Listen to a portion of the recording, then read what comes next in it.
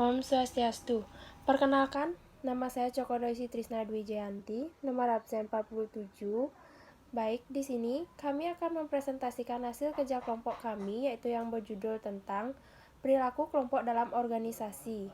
Baik, bagian pertama yaitu ada pengertian dan jenis kelompok.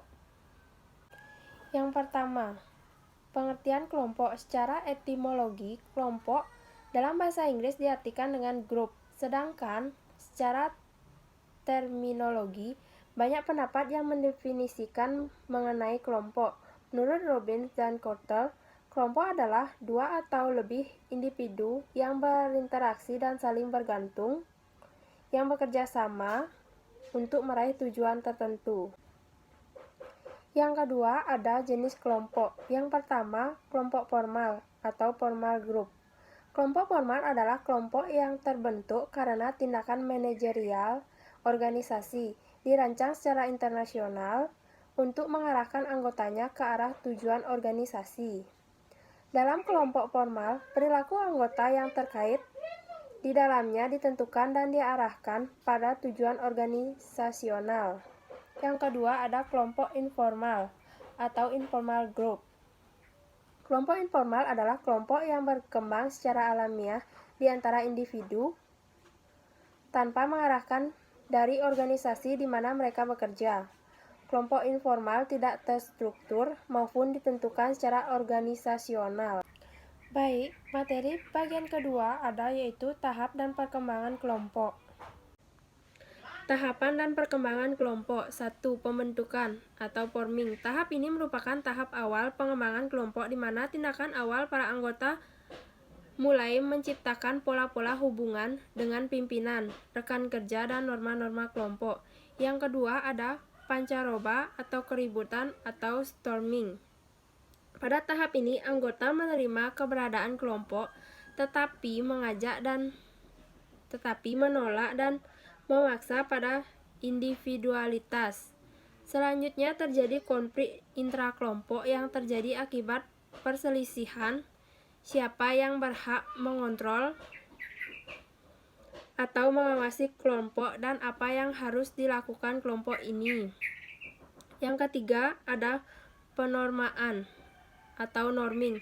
Setelah keributan terjadi akan mendorong terbentuknya aturan dan tata tertib. Struktur kelompok akan semakin solid dan akrab karena norma yang telah disepakati bersama.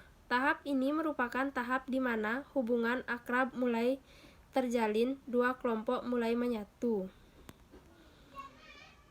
Yang keempat ada pelaksanaan atau performing. Pada tahap ini kelompok mulai berfungsi dan menitik beratkan pada penyelesaian secara efektif tugas-tugas yang telah disetujui pada tahap norming. Yang kelima ada penundaan, adjourning. Tahap ini mempresentasikan akhir dari sebuah kelompok, bagaimana untuk tim dengan tugas khusus saat tujuan telah tercapai, kelompok akan membubarkan diri atau memiliki komposisi baru. Om Swastiastu. Perkenalkan, nama saya Nilo Putu Elistia Dewi. Di sini saya akan membahas mengenai perilaku dan prestasi dalam kelompok. Yang pertama, pengertian dari perilaku. Secara etimologi, perilaku dalam bahasa Inggris berarti behavior, sedangkan secara terminologi, perilaku menurut Kamus Besar Bahasa Indonesia artinya tanggapan atau reaksi individu terhadap rangsangan atau lingkungan. Menurut Toha, perilaku merupakan suatu fungsi dari interaksi antara individu dengan lingkungannya. Baik, yang kedua saya akan membahas manfaat dari perilaku kelompok. Bagian pertama, kelompok dapat memberikan rasa aman bagi seseorang atau sense of security karena merasa mempunyai perlindungan. Bagian kedua, kelompok dapat mengatasi berbagai macam persoalan baik yang menyangkut bidang ekonomi, politik, hukum, dan sebagainya. Bagian ketiga, kelompok dapat memberikan martabat atau prestige, status sosial, social standing, dan pengakuan. Bagian keempat, kelompok dapat memberikan dorongan dan semangat atau bisa disebut dengan motivasi.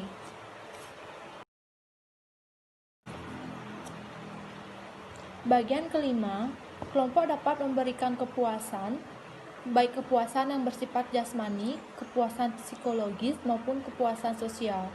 Bagian keenam, kelompok dapat memberikan bantuan, memberikan seseorang yang kedua ada ciri-ciri kelompok. Yang pertama, struktur.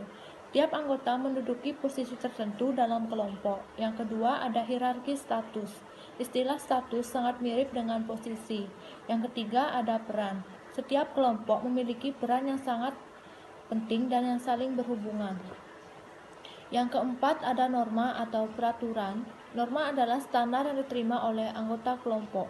Yang kelima, ada kepemimpinan. Peran kepemimpinan dalam kelompok merupakan suatu karakteristik dalam suatu kelompok. Yang keenam, ada kesatupaduan. Kesatupaduan dipandang sebagai suatu kekuatan yang memaksa para anggota untuk tetap berada dalam suatu kelompok. Yang ketujuh, ada kesatupaduan hasil karya. Artinya, konsep ini merupakan konsep yang sangat penting memahami kelompok dan organisasi. Yang keempat, faktor eksternal yang mempengaruhi prestasi kelompok. Yang pertama, ada strategi organisasi. Jika strategi yang diterapkan organisasi dirasakan tepat dan cocok dirasakan anggota organisasi. Yang kedua, ada struktur wewenang. Jika struktur organisasi telah disusun dengan memperhatikan dengan baik, the right man of the right place at the right time, and satuan perintah, otoritas, dan tanggung jawab. Yang ketiga, ada peraturan. Semua peraturan dari organisasi, dari level yang paling tinggi sampai yang level terendah, bisa kondusif bagi anggota organisasi berkinerja lebih baik. Yang keempat, ada sumber daya organisasi. Sumber daya yang dimiliki organisasi memiliki dari sumber daya manusia, sumber daya alam, dana, material, mesin, pasar, teknologi, dan informasi. Dan yang kelima, ada proses seleksi. Seleksi karyawan merupakan langkah awal yang menentukan keberhasilan organisasi dalam mendapatkan karyawan yang baik. Yang keenam, ada penilaian prestasi dan sistem imbalan. Penilaian prestasi kerja, karyawan yang memenuhi asas keadilan bagi semua karyawan akan memacu karyawan untuk berprestasi. Yang ketujuh, ada budaya organisasi. Organisasi yang memiliki budaya yang kondusif memacu karyawan untuk berkinerja maksimal, misalnya disiplin, inovatif dan tepat waktu. Yang kedelapan, ada faktor lingkungan fisik. Lingkungan fisik berperan penting dalam menciptakan kondisi karyawan yang bersemangat atau tidak bersemangat dalam bekerja. Faktor internal yang mempengaruhi prestasi kelompok. Yang pertama, ada kemampuan fisik. Jika kemampuan fisik prima, maka kelompok cenderung bekerja maksimal. Yang kedua, kemampuan intelektual. Tingkat pengetahuan, keamanan, kemauan, keterampilan, dan kompetisi yang dimiliki oleh anggota kelompok. Yang ketiga, karakteristik kepribadian. Bagian keempat, kohesivitas dalam kelompok. Yang pertama, pengertian dari kohesivitas kelompok. Kohesivitas kelompok adalah proses kesatuan, kelekatan, atau daya tarik individu terhadap kelompok dalam rangka pemenuhan tujuan dan motivasi untuk bersama di dalamnya yang memiliki tingkat ketertarikan dan keyakinan untuk bersama dalam keberhasilan kelompok. Yang kedua, aspek-aspek kohesivitas kelompok. Yang pertama, ada kekuatan sosial, yaitu keinginan dalam diri individu untuk tetap berada dalam kelompoknya. Yang kedua, ada kesatuan dalam kelompok, yaitu keinginan dalam diri individu untuk tetap berada dalam kelompoknya. Yang ketiga, ada daya tarik. Individu akan lebih tertarik melihat dari segi kelompok kerjanya sendiri daripada melihat anggotanya secara spesifik. Yang keempat, ada kerjasama kelompok. Individu memiliki keinginan yang lebih besar untuk bekerja sama untuk mencapai tujuan kelompok. Yang keempat, ada cara meningkatkan kohesivitas kelompok. Tingginya kohesivitas kelompok berhubungan dengan kesesuaian anggota kelompok dengan norma kelompok, semangat bekerja sama dalam kelompok maupun komunikasi.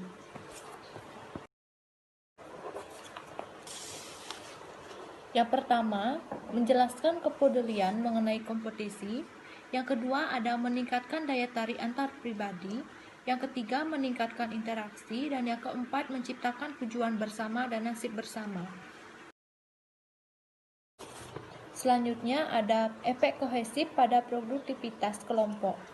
Yang pertama, ada konsep kohesivan kelompok. Didefinisikan sebagai derajat sejauh mana anggota-anggota tertarik pada satu kepada yang lain dan termotivasi untuk tetap tinggal dalam kelompok. Yang kedua, ada efek kohesivitas kelompok pada 3 faktor penentu produktivitas dalam lingkungan kelompok. Yang pertama, ada efisiensi dalam memanfaatkan sumber. Yang kedua, ada kualitas. Dan yang ketiga, ada volume. Baik, presentasi akan dilanjutkan oleh teman saya. Perkenalkan, nama saya Raden Ayu Pinky Melasari. Di sini saya akan melanjutkan presentasi. Pengertian komunikasi. Istilah komunikasi mengandung makna yang berasal dari bahasa Latin, yaitu communication, yang berarti pemberitahuan, pemberian bagian, pertukaran, di mana si pembicara mengharapkan pertimbangan atau jawaban dari pendengarnya. Kata sifatnya adalah komunis yang artinya bersifat umum atau bersama-sama. Pengertian proses komunikasi. Proses komunikasi dalam organisasi. Proses komunikasi adalah bagaimana sang komunikator menyampaikan pesan kepada komunikannya, sehingga dapat menciptakan suatu persamaan makna antara komunikan dengan komunikatornya. Unsur-unsur proses komunikasi. Yang pertama, pengirim. Yang kedua, pengkodean. Yang ketiga, pesan. Yang keempat, penafsiran kode. Yang kelima, penerima.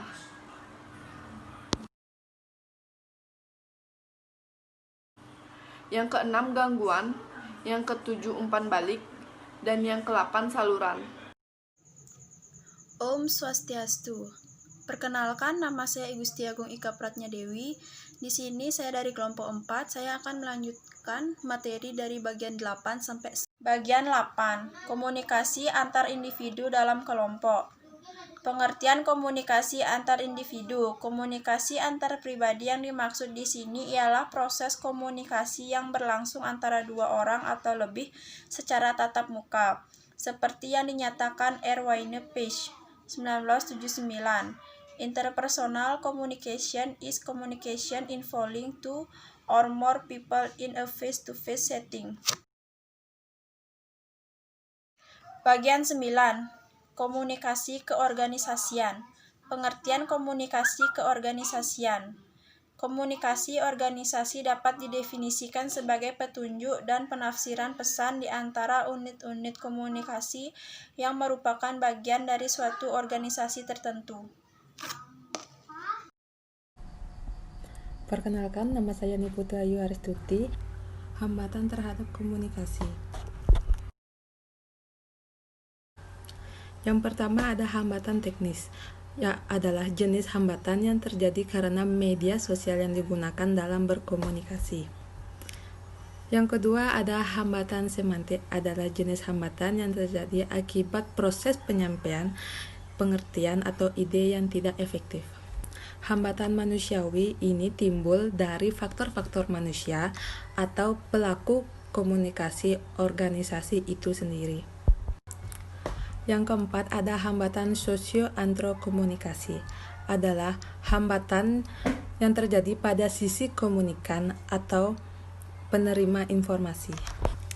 Yang kelima ada hambatan ekologis. Faktor lingkungan juga sangat mempengaruhi kelancaran dari proses komunikasi organisasi. Bagian 11, mengatasi hambatan dalam komunikasi. Yang pertama, hubungan antarpersonal. Hubungan yang harmonis dengan orang lain dalam tingkatan pribadi, antar teman, sesama sebaya, ataupun dengan atasan. Yang kedua, ada hubungan posisional ditentukan dengan pendekatan struktur dan tugas-tugas fungsional anggota komunikasi. Yang ketiga, hubungan berurutan informasi disampaikan ke seluruh organisasi formal oleh suatu proses. Dalam proses tersebut, orang di puncak hierarki mengirimkan pesan kepada orang kedua yang kemudian mengirimkan lagi kepada orang ketiga.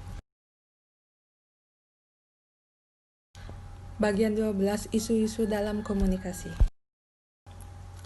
Isu-isu dalam komunikasi. Yang pertama, mengelola komunikasi dalam dunia internet. Adapun bagiannya yang A, isu-isu hukum dan keamanan. Yang B, interaksi pribadi. Lalu yang kedua, mengelola sumber pengetahuan organisasi. Yang ketiga, peran komunikasi dalam layanan pelanggan. Yang keempat, komunikasi penuh dengan perhatian.